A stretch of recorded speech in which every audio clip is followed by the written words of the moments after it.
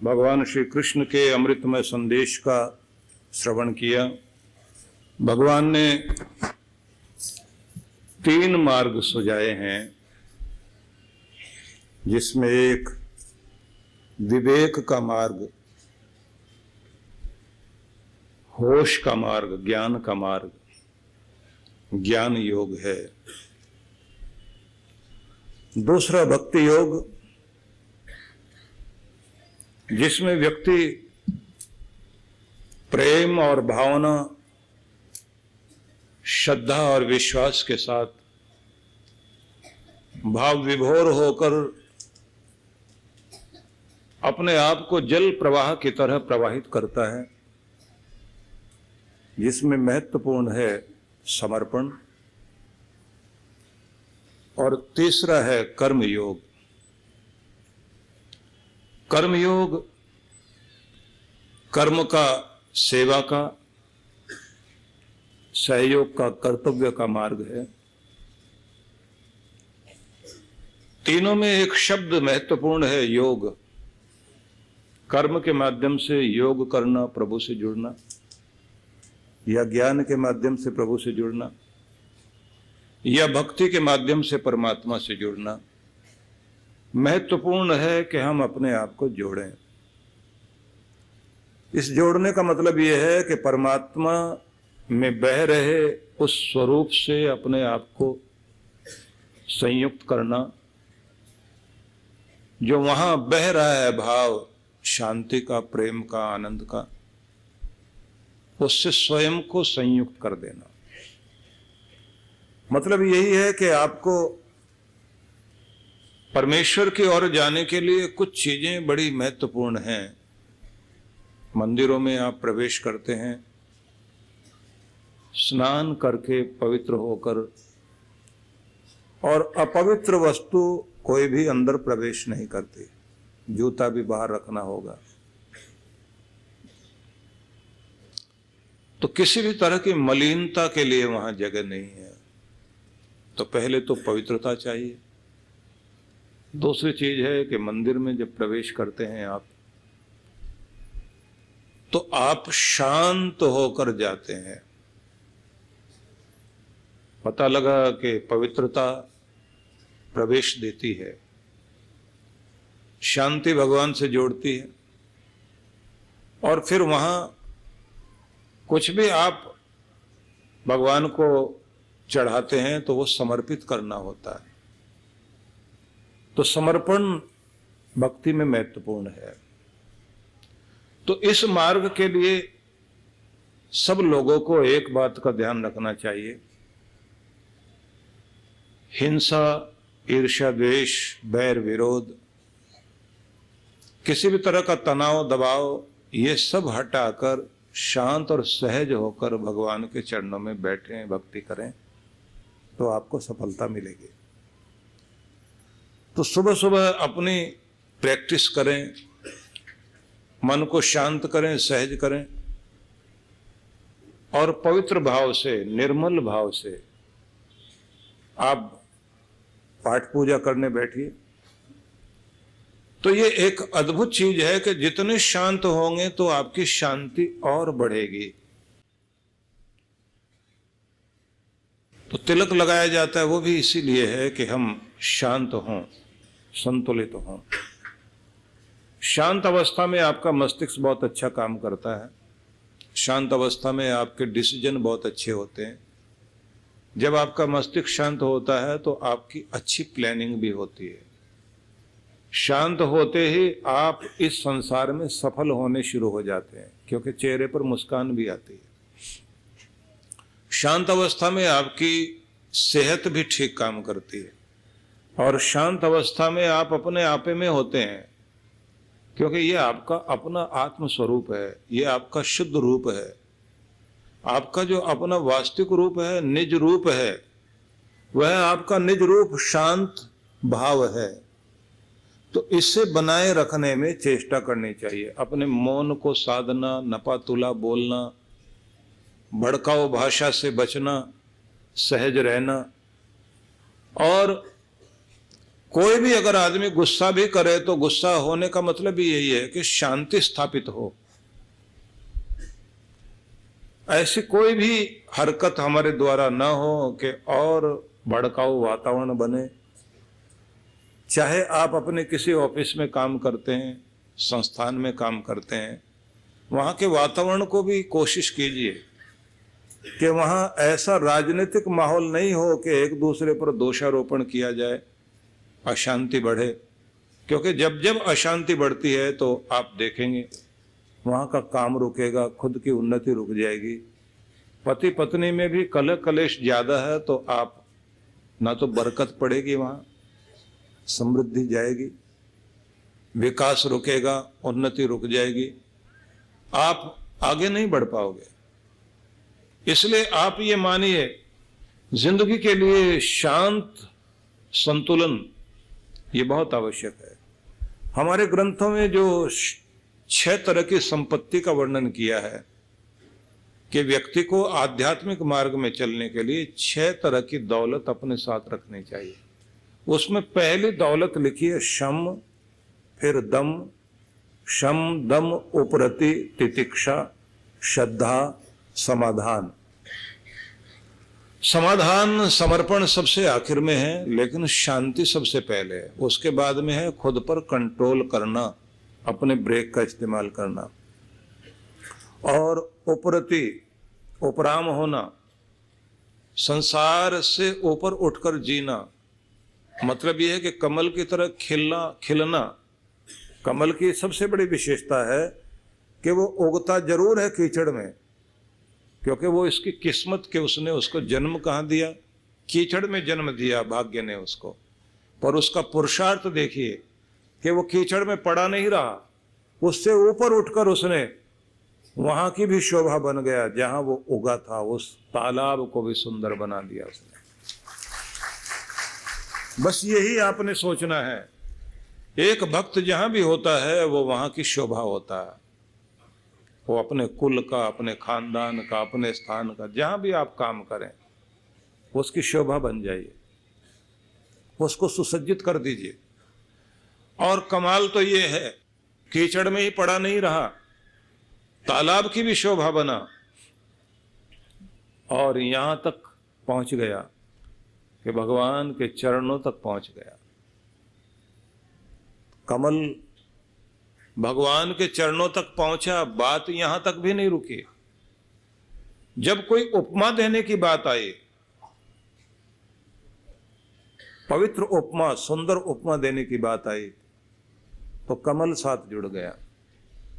भगवान ने अपने कर कमलों से आशीष दिया। कर मतलब हाथ, कमल साथ जोड़ दिया, अपने हाथों से आशीर्वाद दिया, फल दिया, प्रदान किया, वरदान दिया, कुछ भी कहेंगे।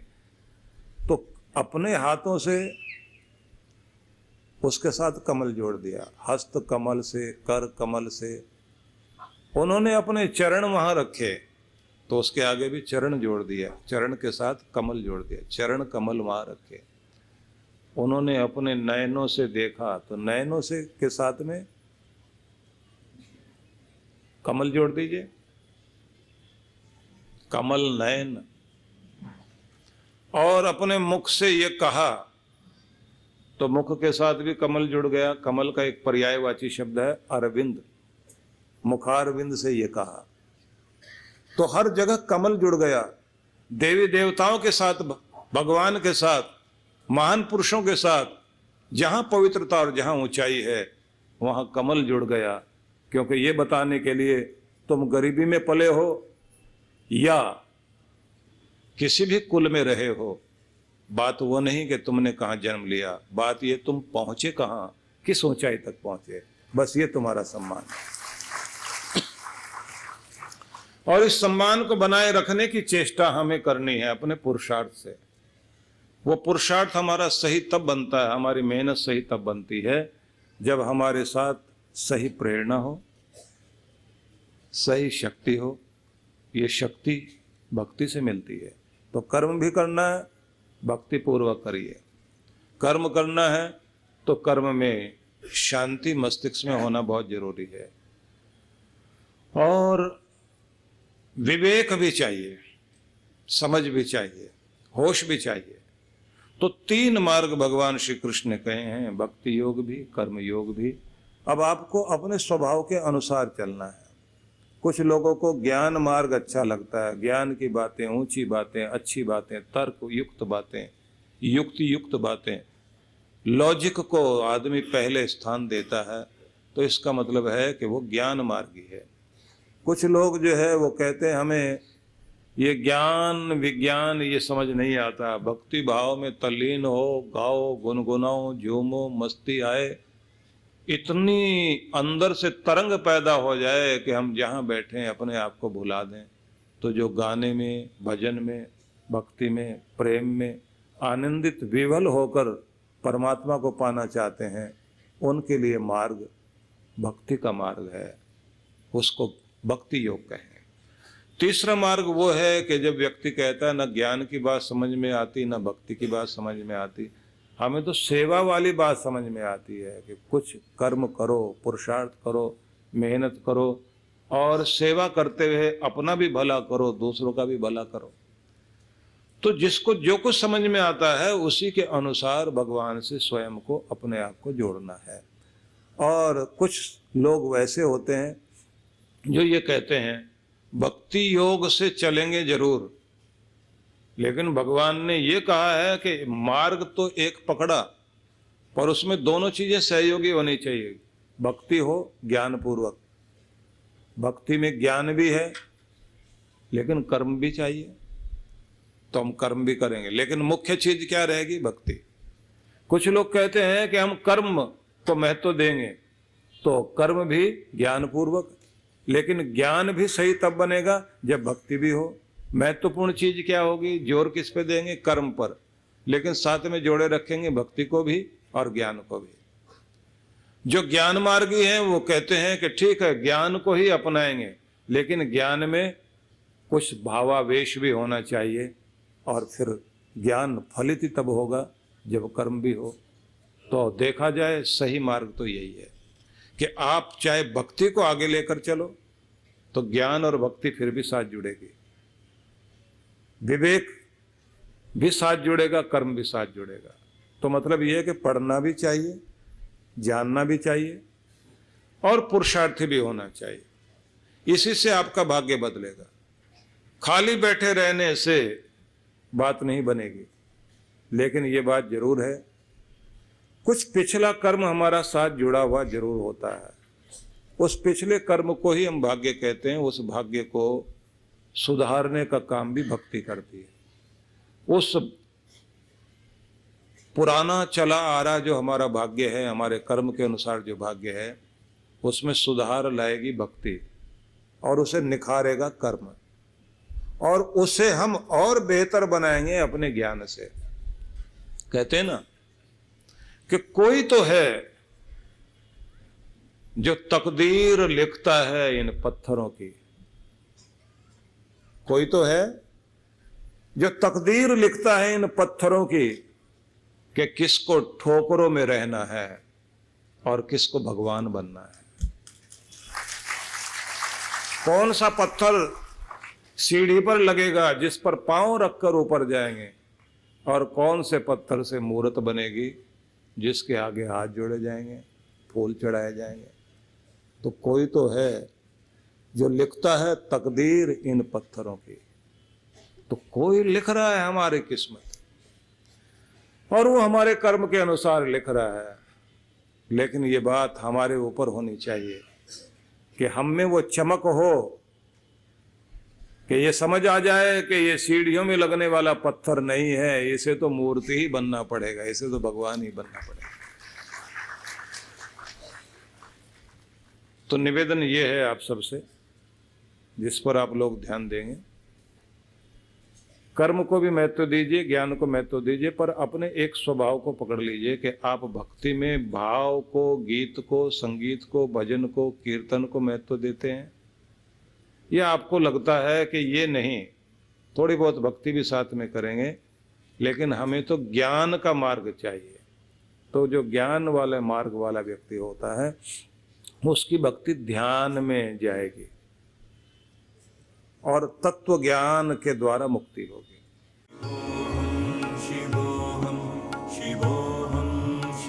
शिवरात्रि वाले दिन एक बहुत बड़ा आयोजन यहाँ होने वाला है। 1.25 लाख शिवलिंगों का तो पूजन होगा यहाँ, और इसी तरह से सारे बैठकर एक साथ भगवान शिव की आराधना करेंगे। ये मौका मिलेगा आप सभी को। तो इसके लिए मेरा निवेदन है आप सभी से, अभी से तैयारी कर लें। और ये सामने स्थान बन रहा है, सुमेरु पर्वत सामने जो बन रहा है, जिसके बीचों बीच श्री यंत्र लग रहा है। 250 किलो से भी ज़्यादा का पीतल का श्री यंत्र सामने लगाया जाएगा, और एक साइड में गणपति भगवान, कुबेर जी और लक्ष्मी माता होंगी। सामने ये श्री यंत्र, और 12 ज्योतिर्लिंग, 12 महादेव, 12 राशियों के अनुसार 12 महीने आप अपने जीवन में खुशहाल जीवन जी सकें, उसके लिए ये पूरा का पूरा तीर्थ स्थान बन रहा है। और जहाँ ये वट वृक्ष है, जहाँ बैठ के आज आपने पूजन किया, 21 दिन पहले से ही यहाँ 108 ब्रह्मचारी पंडित लोग रोज पाठ करना शुरू करेंगे, जिससे जो लोग यहाँ पूजन करने आए उन पर पूरी कृपा हो सके। क्योंकि भूमि जितनी जागृत होगी, स्थान जितना जागृत होगा, उतना ही चमत्कार जीवन में होगा। इसलिए अभी से इसकी तैयारियां शुरू हो गई हैं। इसमें एक बड़ी महत्वपूर्ण बात और है, यहाँ जहाँ ऊपर देख रहे हैं ना, यहाँ शिव पार्वती माता जिन्होंने श्री यंत्र बनाया था ना, उन्हीं को ऊपर बैठा रहे हैं, उनकी मूर्ति बन रही है अभी, और कारीगर आए हुए हैं बनाने के लिए, और वो गढ़ते जा रहे हैं। बहुत जल्दी भगवान शिव और पार्वती माता यहाँ विराजमान हो जाएंगे। शिवरात्रि पर आप दृश्य देखोगे।